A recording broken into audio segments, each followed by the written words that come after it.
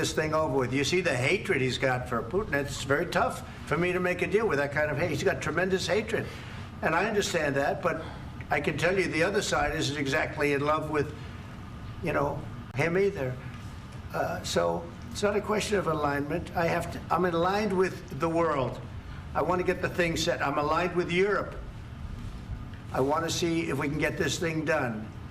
You want me to be tough? I could be tougher than any human being you've ever seen. I'd be so tough.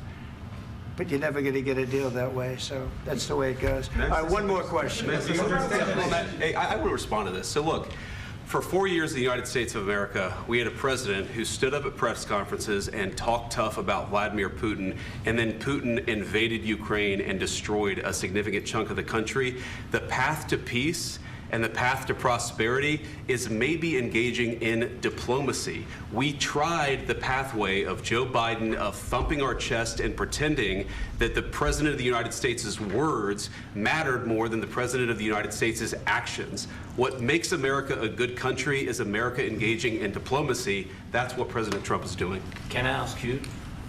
Sure. Yeah? Yeah. Okay.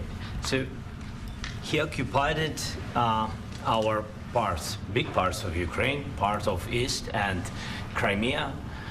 So he occupied it on 2014.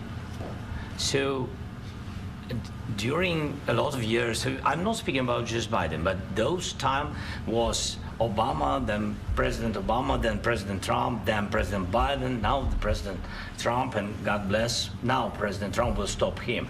But during 2014, nobody stopped him. He just occupied and took. He killed people. You know what the contact line? 2015.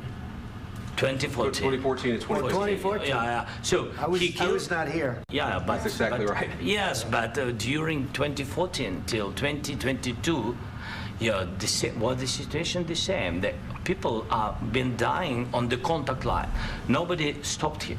You know that we had conversations with him, a lot of conversation, my bilateral conversation, and we signed with him, me, like a new president. In 2019, I signed with him the deal. I signed with him, Macron and Merkel, we signed ceasefire. Ceasefire, all of them told me that he will never go. We signed him with gas contract, yes, but after that, he broken this ceasefire. He killed our people and he didn't exchange prisoners. We signed the exchange of prisoners, but he didn't do it. What kind of diplomacy, JD, you are speaking about? What do you mean? I'm talking about the kind of diplomacy that's going to end the destruction of your country. Yes, but if you Mr. President, with respect, I think it's disrespectful for you to come into the Oval Office and try to litigate this in front of the American media. Right now, you guys are going around and forcing conscripts to the front lines because you have manpower problems. You should be thanking the President for trying to bring it into this conflict. Have you ever been to Ukraine that you say what problems we have? I have been to. Come once. I've actually watched and seen the stories, and I know what happens is you bring them on a propaganda tour, Mr. President. Do you disagree that you've had problems bringing people into your military? And do you think that it's respectful to come to the Oval Office of the United States of America and attack the administration that is trying to prevent the destruction of your country? A lot of questions. Let's start from the beginning. Sure. First of all, during the war, everybody has problems, even you, but you have nice ocean and don't feel now, but you will feel it in the future. God bless. You don't know that. God bless. God bless. You will not have a war. Don't tell us what we're going to feel. We're trying to solve a problem. Don't tell us what we're going to feel. I'm not telling you. Because you're in no position to dictate that. That's exactly what you're doing. You're in no position to dictate what we're going to feel. We're going to feel very good. You will feel influence. We're going to feel very good and very strong. You will feel influence. You're right now not in a very good position. You've allowed yourself to be in a very bad position, and he happens to be right about it. From the very beginning of the war. You're not in a good position. You don't have the cards right now.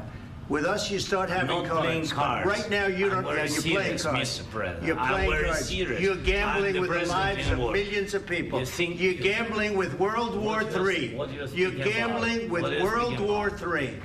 And what you're doing is very disrespectful to the country, this country, that's back to you, far more than a lot of people said they should have. Have you said thank you once? this A lot entire of meeting? times. No, in this Even entire meeting, today. have you said thank Even you? today. You went to Pennsylvania and campaigned for the opposition in October. Offer some words of appreciation for the United States what of you're speaking America about? and the president who's trying to save your country.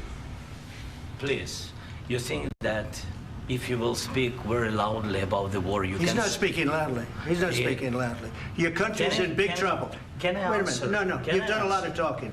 Your country is in big trouble. I know. You're not winning. I know. You're not winning this. You have a damn We- good chance of we are coming out staying, okay because of Mr. us. President, we are staying in our country, staying strong from the very beginning of the war. We've been alone, and we are thankful. I said thanks You haven't in been this alone. cabinet. You and haven't not been only alone. in this We cabinet. gave you, through I this said stupid thank you. president, $350 billion. You voted we gave for you your military president. equipment, You and you voted men for are your brave, but they had to use our military. What about if, West if you didn't have You our invited military me- equipment, you invited if me you to didn't speak. have our military equipment, this war would have been over in 2 weeks. In 3 okay? days, I heard it from Putin. In 3 days, this is something Maybe new. less. In 2 weeks, of course, It's yes. going to be a very hard thing to do business like this. I Again, tell you. just say thank you. I said a lot of accept times that thank there, you accept to that- American people. Accept that there are disagreements, and let's go litigate those disagreements rather than trying to fight it out in the American media when you're wrong. We know that you're wrong. But you see, I think it's good for the American people to see what's going on. I understand, sir. I think it's I very understand. important. That's why I kept this going so long. You have to be thankful. You don't have the I'm cards. thankful. You're buried there. Your people are dying. tell you You're again, running low I know. on soldiers. Don't- Listen, don't, please, you're running Mr. low on President. soldiers. It would be a damn good thing. Mr. And then President. then you tell us, I don't want a ceasefire. I don't want a ceasefire. I want to go and I want this.